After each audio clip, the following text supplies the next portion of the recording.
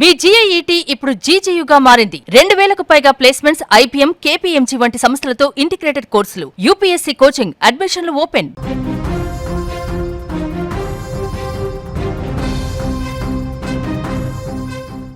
IT రంగంలో ఉద్యోగులపై పెరుగుతున్న ఒత్తిడి, వర్క్ లైఫ్ బ్యాలెన్స్, ఉద్యోగ భద్రతపై మరోసారి చర్చ మొదలైంది.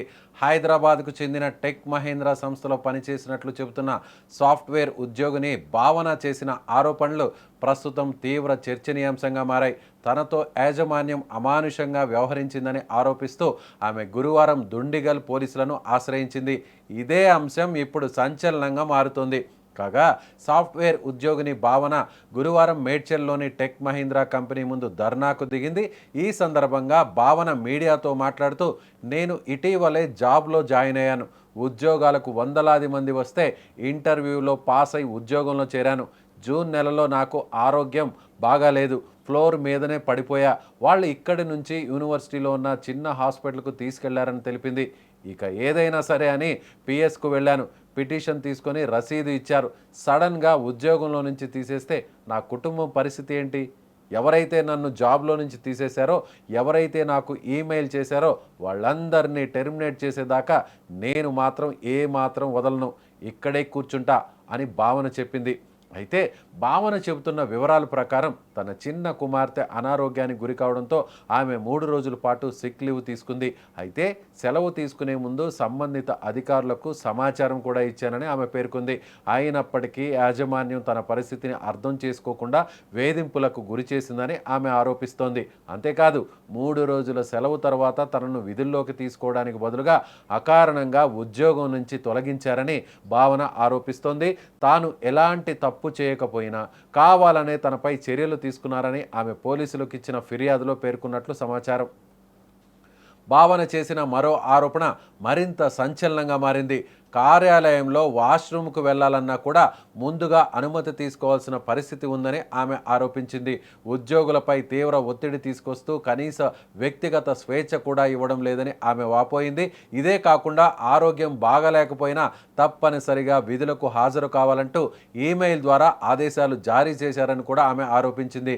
సిక్ లీవ్కు వేతనం చెల్లించకపోయినా ఆఫీస్కు రావాలని ఒత్తిడి తెచ్చారని ఆమె చెబుతోంది. దీంతో తీవ్ర మనోవేదనకు గురైన ఆమె చివరకు పోలీసులను ఆశ్రయించినట్లు తెలుస్తోంది.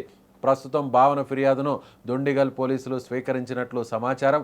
ఆ దిశగా పోలీసులు దర్యాప్తు చేస్తున్నట్లు తెలుస్తుంది.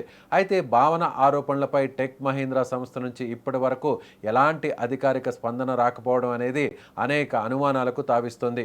ఇకపోతే ఈ ఘటన మరోసారి కార్పొరేట్ సంస్థల్లో ఉద్యోగుల హక్కులు, మహిళా ఉద్యోగుల సంక్షేమం, సిక్ లీవ్ విధానాలు, కార్యాలయాల్లో మానవీయ దృక్పథం వంటి అంశాలపై చర్చకు దారితీస్తోంది. ఉద్యోగులు కూడా మనుషులే అనే విషయాన్ని యాజమాన్యాలు గుర్తించుకోవాలని పలువురు అభిప్రాయపడుతున్నారు.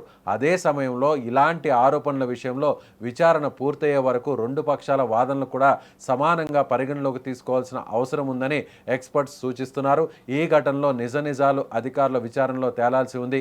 ఒకవేళ భావన ఆరోపణలు నిజమని తేలితే అది ఉద్యోగుల హక్కులకు సంబంధించిన కీలక కేసుగా మారే అవకాశం ఉందని పలువురు అభిప్రాయపడుతున్నారు. నా పేరు భావన. నేను టెక్ మహీంద్రా ఎంప్లాయీని. ఒక 4.5 months బ్యాక్ నేను టెక్ మహీంద్రాలో జాయిన్ అయ్యాను. అండ్ జాయిన్ అయిన ట్రైనింగ్ కంప్లీట్ చేసుకునే పీరియడ్లో నాకు హెల్త్ బాగోక నేను ఫ్లోర్ మీద పడిపోయాను. అండ్ నన్ను అప్పుడు అక్కడి నుంచి they have taken me to DOMS, వాళ్ళ చిన్న డామ్స్ ఉంటుంది లోపల, అక్కడికి తీసుకెళ్లారు. అక్కడి నుంచి వాళ్ళు నన్ను మల్లారెడ్డికి షిఫ్ట్ చేశారు. అక్కడ కూడా మెడికేషన్ సరిగ్గా లేకపోవడంతో ఎనీహౌ మా ఇంటి దగ్గర ఉన్న డాక్టర్కి షిఫ్ట్ అవుదామని వెళ్ళిపోయాను.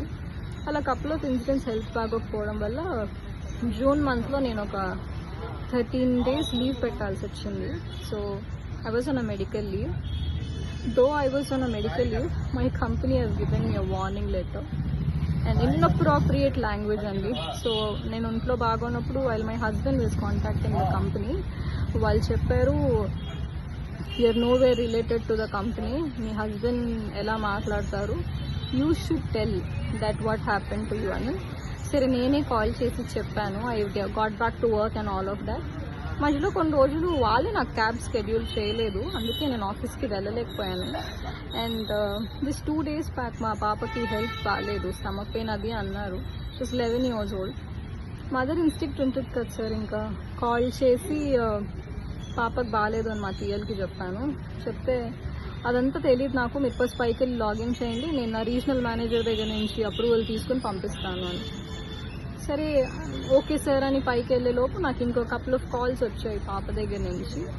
So I had to go. నేను అన్నాను లేదు సార్, నేను ఒకవేళ వెళ్ళిపోయినా I try to compensate tomorrow, కానీ ప్రామిస్ చేయలేను, ఎందుకంటే ఇంటికెళ్ళక పాప పరిస్థితి ఎలా ఉంటుందో తెలీదు. యూజువలీ సాటర్డే సండే నా ఆఫ్ కదా, నేను ఆల్రెడీ కొన్ని స్కెడ్యూల్స్ నేను చూసి చెప్తాను అని చాలా పొలైట్గా ఫోన్ డిస్కనెక్ట్ చేశాను.